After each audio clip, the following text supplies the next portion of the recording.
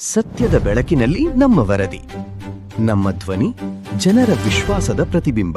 ಚಿತ್ರದುರ್ಗದ ಜಿಲ್ಲೆಯ ನೀರಿನ ಸಮಸ್ಯೆಗೆ ಶಾಶ್ವತ ಪರಿಹಾರ ಕಂಡುಕೊಳ್ಳುವ ನಿಟ್ಟಿನಲ್ಲಿ ಚಿತ್ರದುರ್ಗ ಕ್ಷೇತ್ರದ ಜನಮೆಚ್ಚಿದ ಶಾಸಕರಾದ ಕೆಸಿ ವೀರೇಂದ್ರ ಪಪ್ಪಿ ಅವರು ಮಹತ್ವದ ಹೆಜ್ಜೆ ಇಟ್ಟಿದ್ದಾರೆ. ಭದ್ರಾ ಮೇಲ್ದಂಡೆ ಯೋಜನೆಯಿಂದ ಕೈಬಿಟ್ಟಿದ್ದ ಚಿತ್ರದುರ್ಗ ಮತಕ್ಷೇತ್ರದ 8 ಪ್ರಮುಖ ಕೆರೆಗಳನ್ನು ಮರು ಸೇರ್ಪಡೆಗೊಳಿಸುವಂತೆ ಸರ್ಕಾರದ ಗಮನಕ್ಕೆ ತಂದಿದ್ದಾರೆ. ಈ ಕುರಿತು ಅವರು ರಾಜ್ಯದ ಮುಖ್ಯಮಂತ್ರಿಗಳಾದ ಸಿದ್ದರಾಮಯ್ಯ ಹಾಗೂ ಉಪಮುಖ್ಯಮಂತ್ರಿಗಳಾದ ಡಿಕೆ ಶಿವಕುಮಾರ್ ಅವರನ್ನು ಭೇಟಿಯಾಗಿ ಅಧಿಕೃತ ಮನವಿ ಸಲ್ಲಿಸಿದ್ದಾರೆ. ಮಠದ ಕುರುಬರಹಟ್ಟಿ, ಕಾಟಿಹಳ್ಳಿ, ಸಿದ್ದಾಪುರ, ಮಾನಂಗಿ, ಹುಲ್ಲೂರು, ತಿಮ್ಮಣ್ಣನಾಯಕನ ಕೆರೆ, ನಂದೀಪುರ ಹಾಗೂ ಅನ್ನೇಹಾಳು ಕೆರೆಗಳು ಸೇರಿದಂತೆ ಒಟ್ಟು 8 ಪ್ರಮುಖ ಕೆರೆಗಳನ್ನು ಭದ್ರಾ ಮೇಲ್ದಂಡೆ ಯೋಜನೆಗೆ ಮರು ಸೇರಿಸುವಂತೆ ಅವರು ಒತ್ತಾಯಿಸಿದ್ದಾರೆ.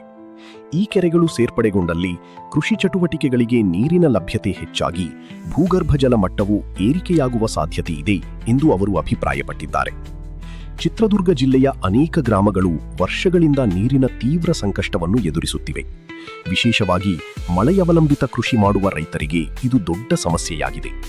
ಈ ಹಿನ್ನೆಲೆ ಭದ್ರಾ ಮೇಲ್ದಂಡೆ ಯೋಜನೆಯ ವ್ಯಾಪ್ತಿಯನ್ನು ವಿಸ್ತರಿಸಿ ಸ್ಥಳೀಯ ಕೆರೆಗಳನ್ನು ಒಳಗೊಂಡಂತೆ ಅಭಿವೃದ್ಧಿಪಡಿಸುವುದು ಅತ್ಯವಶ್ಯಕವಾಗಿದೆ.